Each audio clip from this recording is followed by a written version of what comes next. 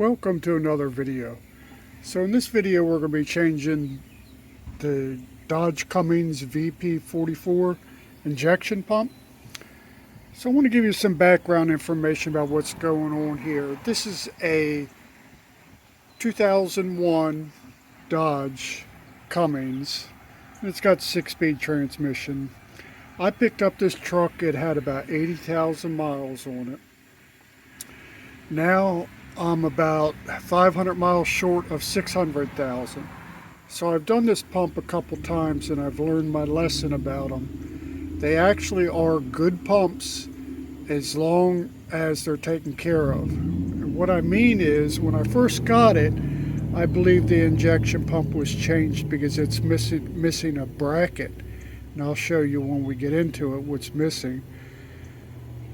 Then I put a injection pump on there, about 130,000, and I changed the lift pump that comes with the Dodge to a aftermarket Bulldog pump.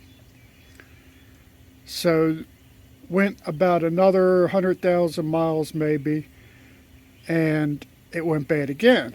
So come to find out, my fuel pump went bad.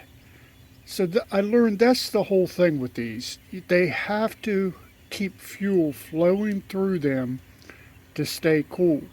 Now they are strong enough to suck the fuel from the fuel tank, but what it does is it overheats them and they will go bad. So after that I put a fuel pressure gauge on here, so I know I'm getting fuel pressure all the time.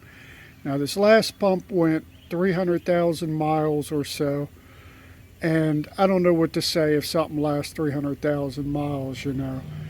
So anyway, we're going to get to it. We're going to go through every part of changing it and getting it started.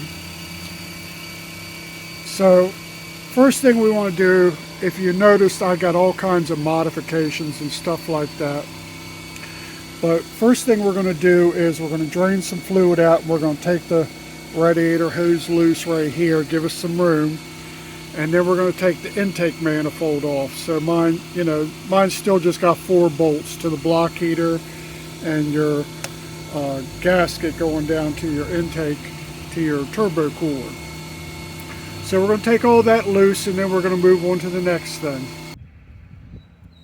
Okay, so we got that stuff off. So your block heater here is loose, and you can just kind of flip that up out of the way. And if you notice, my truck is a little bit dirty. I've been driving it. Anyway, the next thing we want to do is remove the throttle assembly. So yours has a black cover on here, or most of them have black cover unless it's been discarded like mine broke. Like I say, the truck has 600,000 miles and it's been that way and it doesn't hurt. I think the black cover just makes it look nice. But at any rate, there's just 3 bolts in the top, and the one has got the ground cable to it. So we're going to take that loose, and then we'll move on to see what's next. Okay, so we got it loose here. So when you see it, if you flip it over, you start to flip it over, you'll notice some resistance. There's a plug there.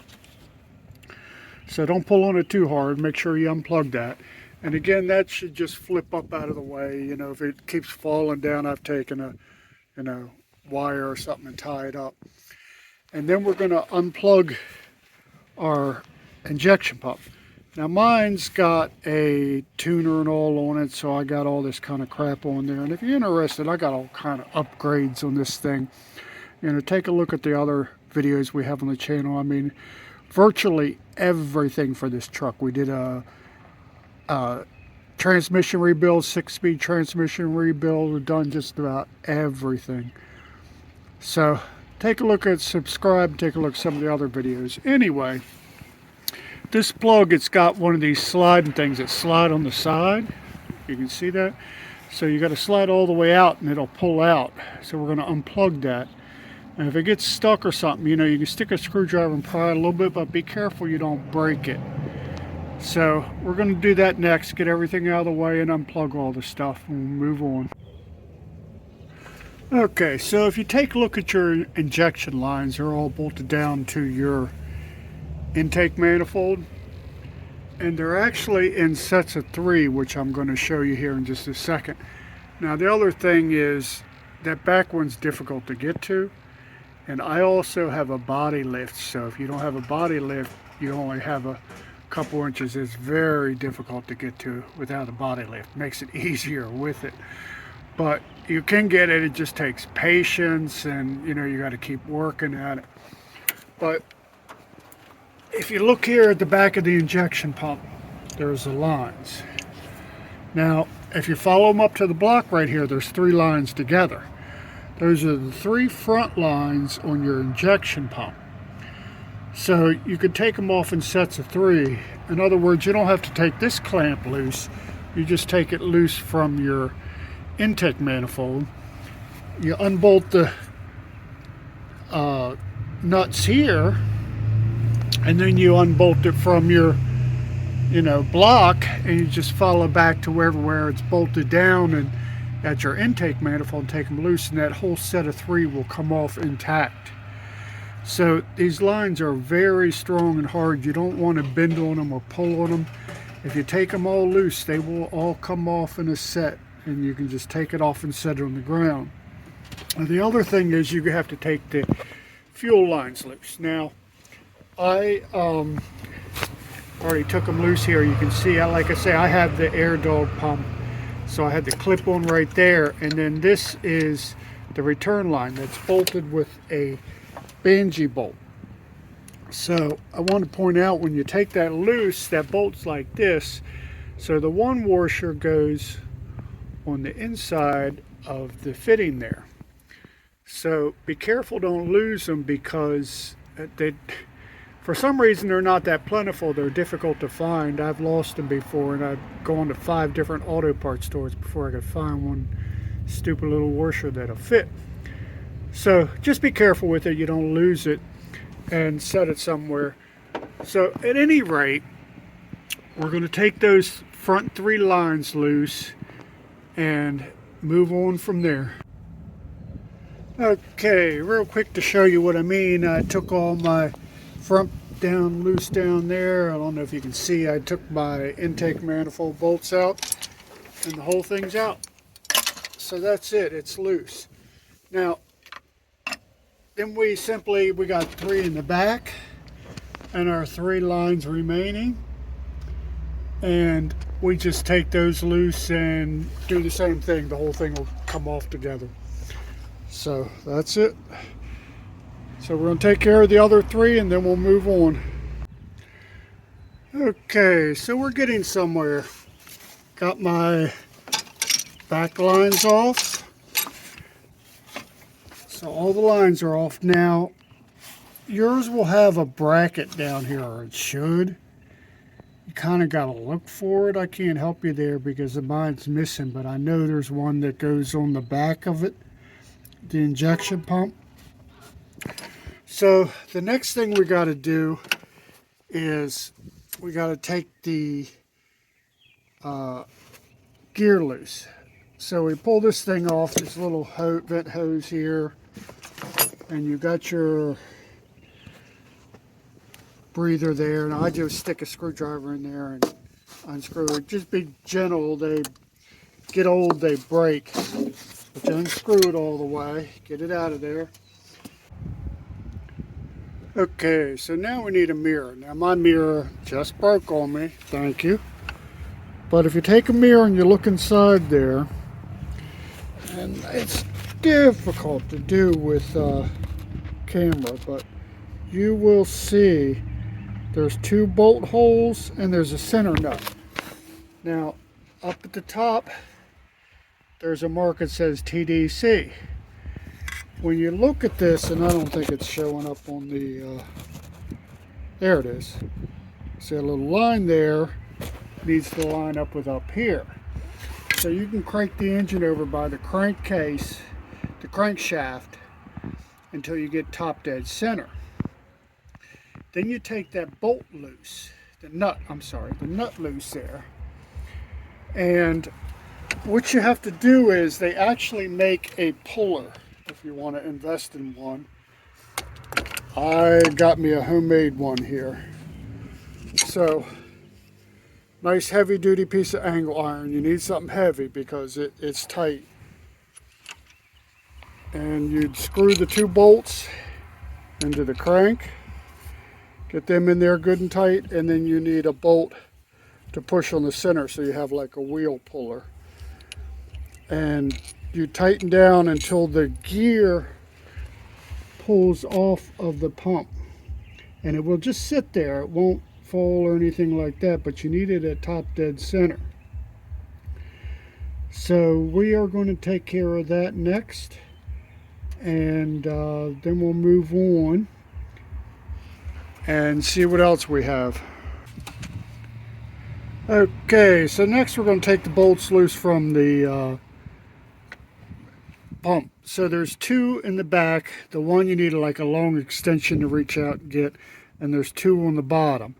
So there's 4 bolts there we need to take loose, and the injection pump will be loose from the block.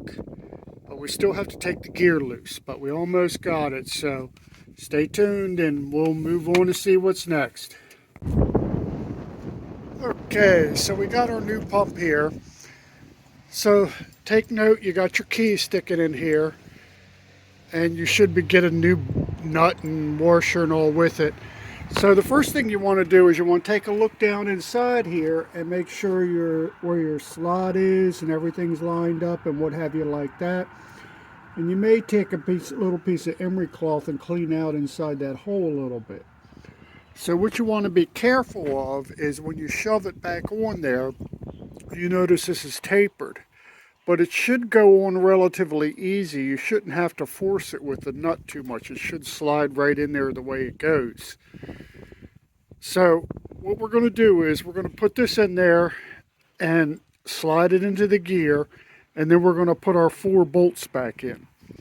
And stay tuned because this can be very difficult to get started again because there's no fuel anywhere in it. So in the end we'll see how to bleed it out, how to get it running again. But at any rate, the first thing we're going to do is stick this back in there the way it belongs, and then we'll move on. Okay, so we got our pump on there, and like I'd said, you know, it should go on relatively easy. If you find yourself forcing it, something's probably not lined up right. And when you stick it in there, take your mirror and make sure your key is lined up where it's supposed to. Another thing, be careful when you put your washer and your nut back on there, because you don't want to drop it or it's going to fall down inside and you'll be ripping the whole front of the trunk apart. So what we're going to do next is we're going to go ahead and hook our lines back up in the reverse way we took them off. So we're going to do the back 3 first, and then we're going to do the front 3. So we're going to hook them up in both ends, and what I do is I just start them on with my fingers. Just get them threaded first, all of them. And then you go back and tighten them once they're all started. We're going to go ahead and do that next, and then we'll move on. Okay, everything's bolted back on there. And what I do is you loosen up 2 of the injector lines right on the head. Crank on it until fuel comes out of them. Once fuel comes out of them, then you tighten it back up and it should start. And it'll run real rough right in the beginning because it's got to get fuel through all the injectors. But just let it idle, don't hit the gas or anything, just let it idle, and it should idle and start right back up. If you really have a hard time, you know, try a little shot of ether in there. But you're really not supposed to use much ether on diesels. You have to be really careful with it. So at any rate, let's try that and see what happens.